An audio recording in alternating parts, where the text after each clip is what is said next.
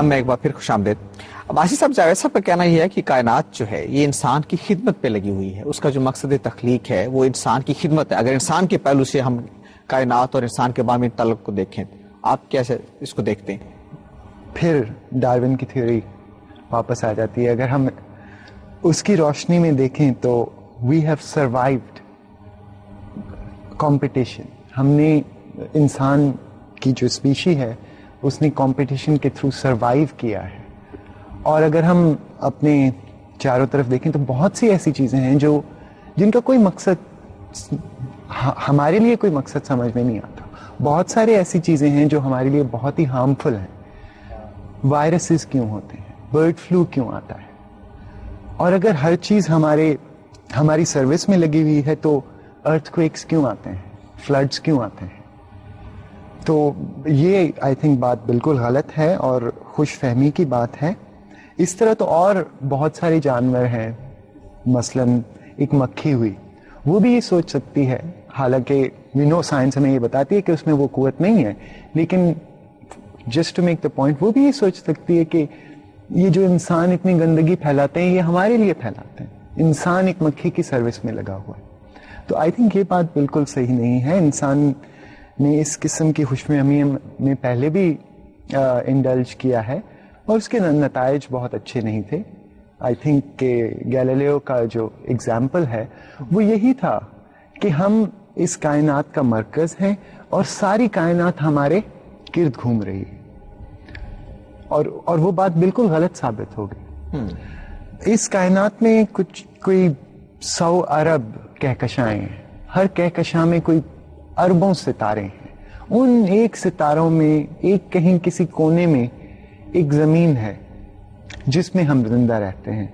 اور یہ اس کا کوئی ایویڈنس نہیں ہے کہ وہ ایک کہکشاں، وہ ایک ستارہ اور وہ انسان کی خدمت کے لیے لگا ہوا، اور یہ ساری کائنات صرف اس کے لیے بنی. ہم چاہیں گے کہ آپ جاوید صاحب کی رائے بھی اس معاملے میں معلوم کریں. آپ اس موضوع کو، اس معاملے کو کیسے دیکھتے ہیں؟ کائنات کے لفظ سے شاید کچھ غلط فہمی ہوئی ہے.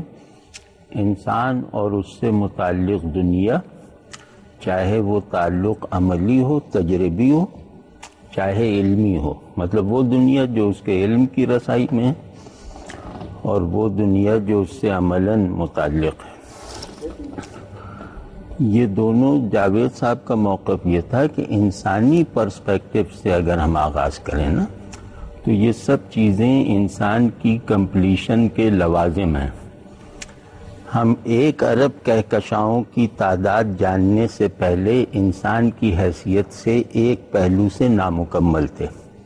اب 1 ارب کہکشاؤں کے تصور نے ہمیں پہلے کے مقابلے میں مکمل کر دیا.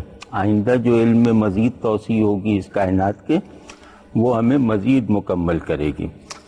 تو کائنات کا انسان کو سرو کرنا وہ بالکل عامیانہ معنی میں نہیں ہے، وہ ان معنوں میں ہے کہ انسان اپنی تکمیل کے ذرائع کائنات سے تعلق میں ترقی سے مسلسل پیدا کرتا رہتا ہے.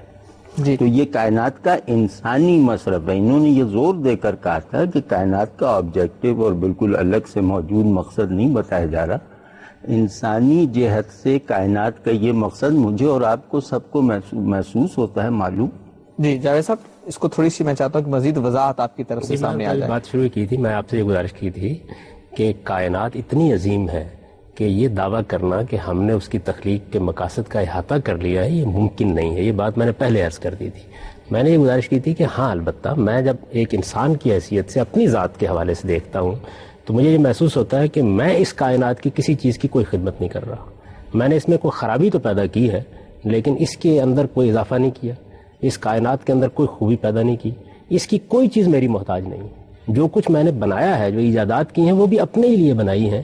اس کائنات میں انہوں نے کوئی تغیر تبدیلی نہیں کی.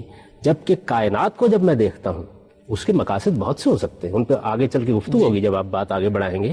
لیکن جہاں تک میری اپنی ذات کا تعلق ہے، مجھے یہ محسوس ہوتا ہے کہ ایک ذرہ اس کائنات کا میری ساخت پرداخت میں صرف ہوا ہے. آپ کے سامنے ابھی پروفیسر صاحب نے جو اس کی تفصیل بیان کی ہے اس سے بالکل واضح ہو گیا کہ کائنات کا سارا عمل کچھ اس طریقے سے ہوا ہے کہ جس کے نتیجے میں وجود پذیر ہو گیا ہوں ایک باشعور مخلوق کی حیثیت سے. انسان کوئی معمولی چیز نہیں ہے. کسی چیز کو یہ بڑی بدقسمتی ہوگی کہ آپ اس کے حجم اور اس کی ضخامت کے لحاظ سے دیکھیں. پوری کائنات کے اندر کروڑوں کہکشائیں ہو سکتی ہیں اور اس میں ایسے ایسے خطہ ارض ہو سکتے ہیں کہ جس میں ہماری لاکھوں زمینیں سما جائیں. اب ہم جانتے ہیں اس بات کو, لیکن ایک باشعور انسان ہو سکتا ہے کہ وہ آپ کو اپنی ضخامت میں ایک ذرے کے برابر نظر آ رہا ہو, وہ کوئی معمولی ہستی نہیں ہے. میں جب انسان کو اس لحاظ سے دیکھتا ہوں تو میں یہ محسوس کرتا ہوں کہ پوری کائنات میری خدمت کر رہی ہے. اچھا, یہ میری خدمت کر رہی ہے, میں یہ نہیں کہہ رہا کہ صرف میری خدمت کر رہی ہے, یہ میری خدمت تو کر رہی ہے. چنانچہ میں نے مثال دی تھی کہ میں یہ نہیں بتا رہا آپ کو ایک پولٹری فارم کے باہر کھڑے ہو کے کہ اللہ تعالیٰ نے مرغیاں کس لیے پیدا کی ہیں, لیکن اتنی بات واضح ہے کہ میرے لیے یہ سامان فراہم کرتی ہے. تو میں نے یہ بات کہی, اسی کو قرآن مجید نے ان الفاظ میں بیان کر دیا کہ سخر لکم ما فی السماوات و ما فی الارض, یعنی زمین و آسمان کی ہر چیز تمہارے لیے تسخیر کر دی گئی ہے, یہ تمہاری خدمت میں لگا دی گئی ہے. آپ کو یاد ہے بالکل پہلا سوال جو میں نے کیا تھا اس میں اس کا ایک جزو یہ بھی تھا کہ اس کائنات کا مقصد کیا ہے. جاوید صاحب کی یا احمد جاوید صاحب کی گفتگو سے معلوم ہوا کہ اس کا مقصد اصل میں یہ ہے کہ انسان کے ارتقاء میں, انسان کی فہم میں, اس کی خدمت میں کردار اس کا ادا ہو رہا ہے.